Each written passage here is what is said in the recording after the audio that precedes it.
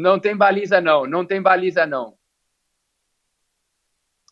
Bem, eu gostaria de discutir algo novo. Eu creio que uma das coisas mais importantes que temos na medicina materno-fetal é a prevenção da pré-eclâmpsia. A apresentação que eu tenho e vou discutir com vocês pode ser também visualizada no website da Phytomedicine Foundation, ou pode ser através de aplicativo na Google Store ou na Apple. Vou falar de rastreamento e diagnóstico. Quando eu falo de rastreamento, meu objetivo é a identificação de um indivíduo com suspeita de uma determinada doença. E, posteriormente, eu devo fazer encaminhamentos. Quando hablo,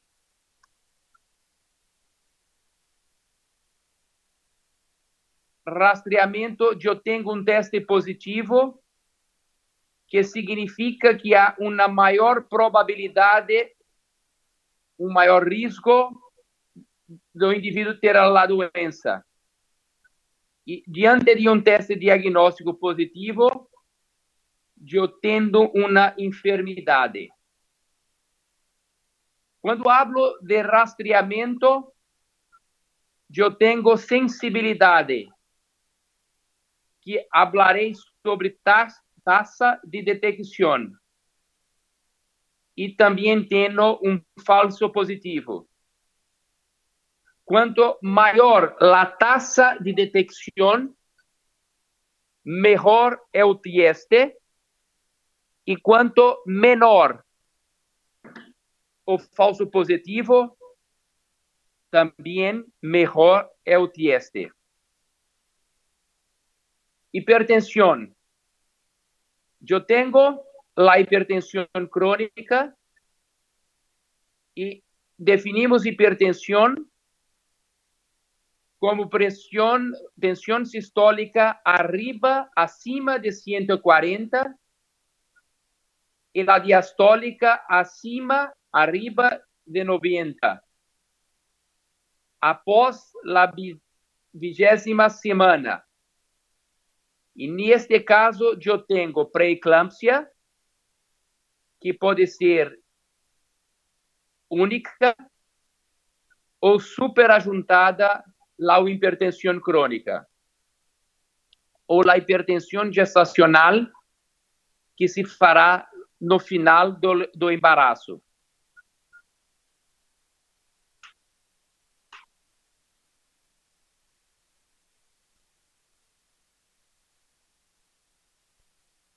A hipertensão, eu devo aferir pelo menos 2 vezes para hipertensão muito alta, repetir em 15 minutos, e para aquelas hipertensões moderadas, eu tenho cerca de 4 horas para definir. Pré-eclâmpsia é a hipertensão após 20 semanas, associado com proteinúria, disfunção de órgão-alvo e insuficiência placentária. Clinicamente, restrição de crescimento fetal, o Doppler das artérias uterinas alteradas ou natimorto. A definição de proteinúria é proteína na urina acima de 300 miligramas em 24 horas, ou uma relação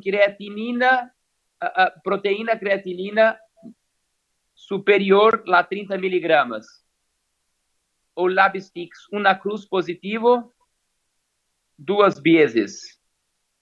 A insuficiência de órgão-alvo será a insuficiência renal, creatinina superior a 1,1 miligramas por decilitro, alteração hepática, complicações neurológicas e alterações hematológicas. Acá em Brasil, a incidência de hipertensão na gravidez é cerca de 10% e 80% no líparas. E no Reino Unido, 2%. Em Brasil, a mortalidade materna é muito alta, cerca de 66 muertes em 100.000 nacidos vivos. E a principal complicação é a hipertensão.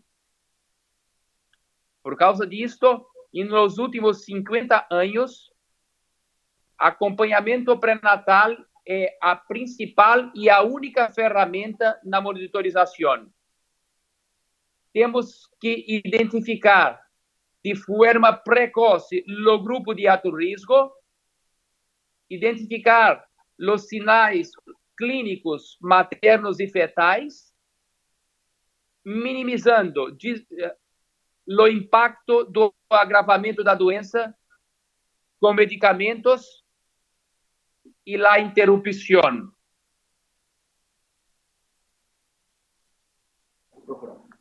Os cartões de pré-natal preenchido, muito bem preenchido, não diminuiu a mortalidade materna, nem muito menos as complicações.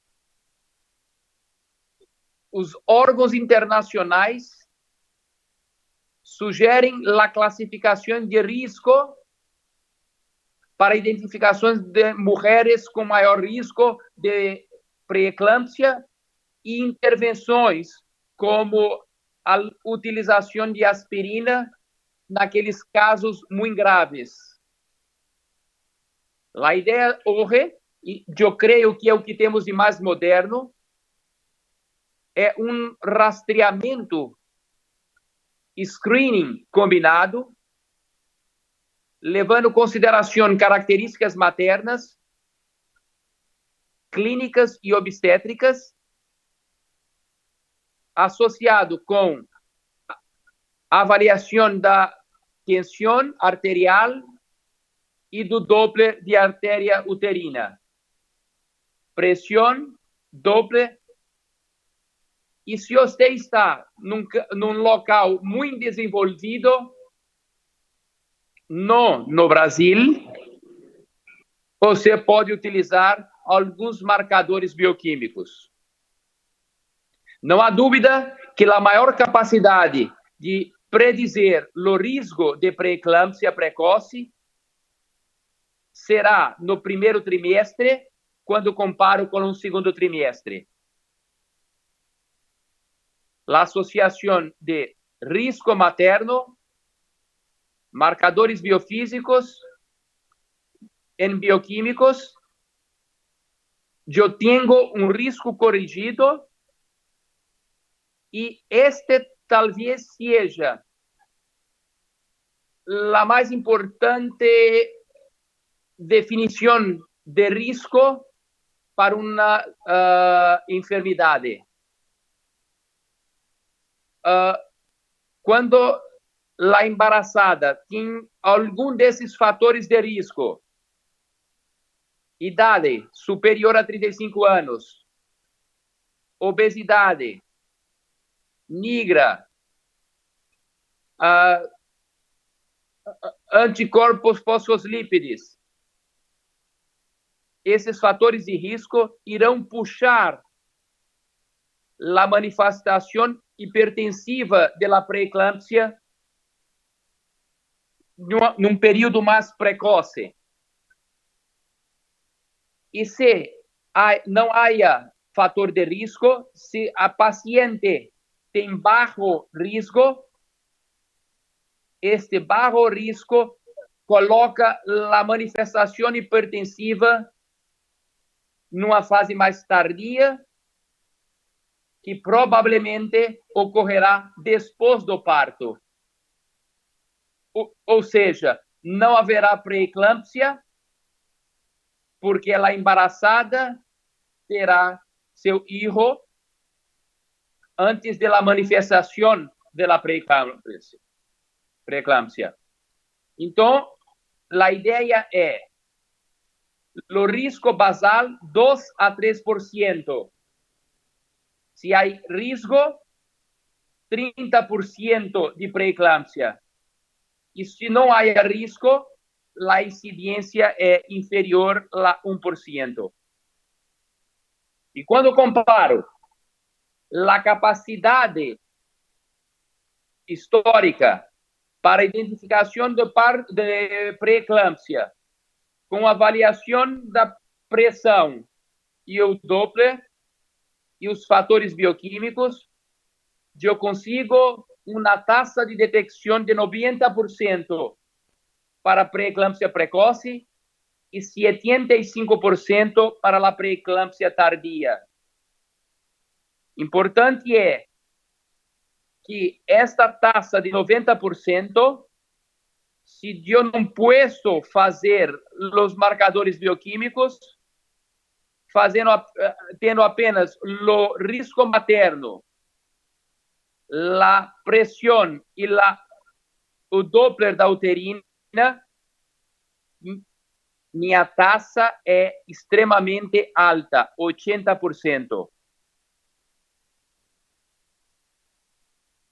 Somando tudo, 90%. Utilizando apenas o risco materno e o Doppler e a pressão, 80%. E quando eu comparo a utilização de risco preconizado por entidades como Royal College, o risco preconizado pelo ACOG e a classificação de risco pela Phytomedicine Foundation, esta que eu apresento agora, a capacidade de detecção de pré-eclâmpsia é significativamente maior e melhor com o primeiro. E eu posso fazer isso através de aplicativos ou de websites livre de qualquer custo. Vamos lá, um caso clínico, case report. Eu tenho uma paciente branca, 26 anos, no Lípara. 13 semanas. As características clínicas.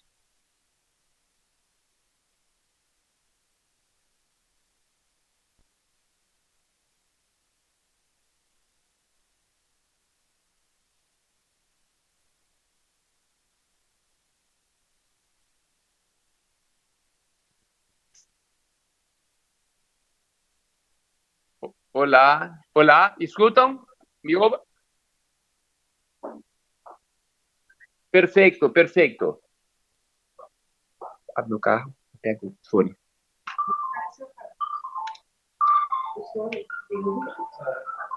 Avaliamos o Doppler da artéria uterina, que no primeiro trimestre, 11, 12, 13 semanas, é extremamente elevado.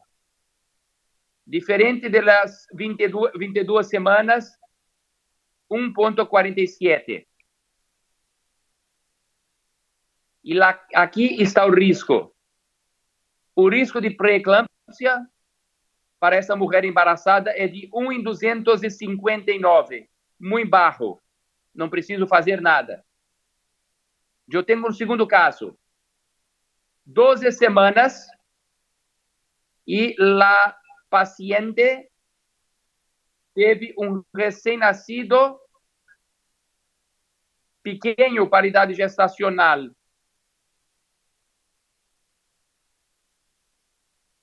O Doppler, o risco foi de 1 em 100. Alto risco. E após eu observei os níveis tensionais normais e a paciente é baixo risco. Não há necessidade de intervenção. Caso 3. Eu tenho uma paciente de 13 semanas, 74 quilos,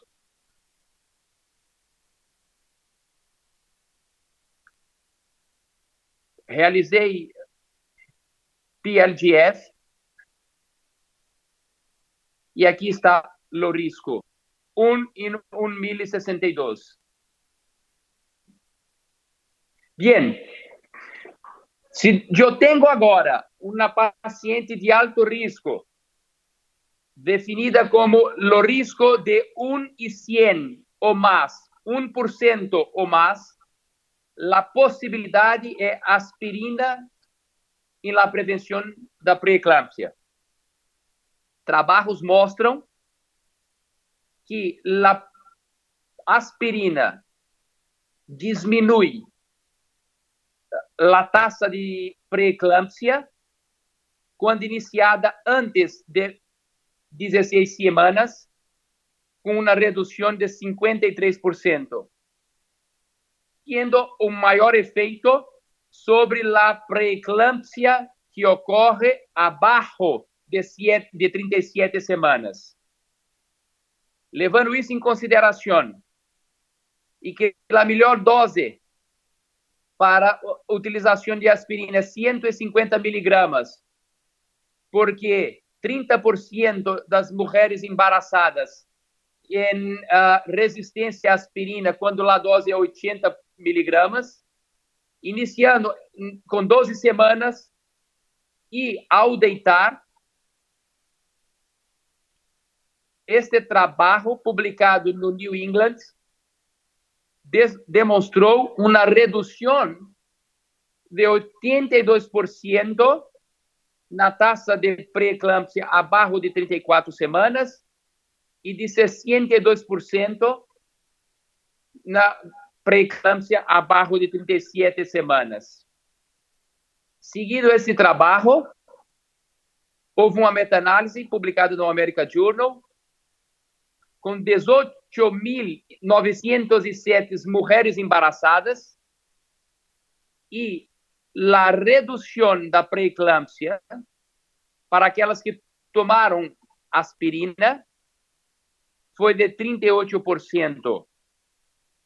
E o melhor efeito ocorreu naquelas mulheres embaraçadas que iniciaram a aspirina antes de 16 semanas e com doses maiores que 100 miligramas, uma redução de 67%. A conclusão que tenho é que a pré-eclâmpsia grave está associada com importante morbidade e mortalidade materna e perinatal. Aqui no Brasil, a principal causa de morte materna e uma das maneiras mais efetivas de diminuir a mortalidade materna, primeiro, é a utilização da anticoncepção imediata pós-parto para evitar novo embaraço num período de 2 anos. E a segunda ação é a utilização de aspirina iniciada pela 12ª semana em mulheres com alto risco de pré-eclâmpsia. Duas atitudes que, com certeza, diminuirão a mortalidade materna em torno de 50% a 60%. Eu gostaria de lembrar aos senhores que os objetivos de desenvolvimento sustentáveis sugerem que, para aquelas nações que assinaram este compromisso, em 2030, a mortalidade materna deve ser menor que 20 em 100.000 nascidos vivos. E para atingirmos esse compromisso, temos que agir na prevenção de pré-eclâmpsia e de hemorragia. E também a anticoncepção imediata pós-parto. A assistência pré-natal precária predispõe a evolução de formas leves para formas graves. E quando a embaraçada retorna para o hospital, não há muito o que fazer. E o tratamento clínico e obstétrico das formas graves deve ser conduzido em níveis terciários, de forma ágil e precoce, e na ação, para que seja efetivo a intervenção. Eu creio que a telemedicina é ferramenta importante para auxiliar médicos em centros menores e também para facilitar a transferência da mulher embaraçada para centros terciários. Finalmente, o rastreio de primeiro trimestre é uma esperança factível em la prevenção primária, com uma intervenção possível e real. Aspirina em dose superior a 100 miligramas, iniciado a 12ª semana à noite. Muito obrigado.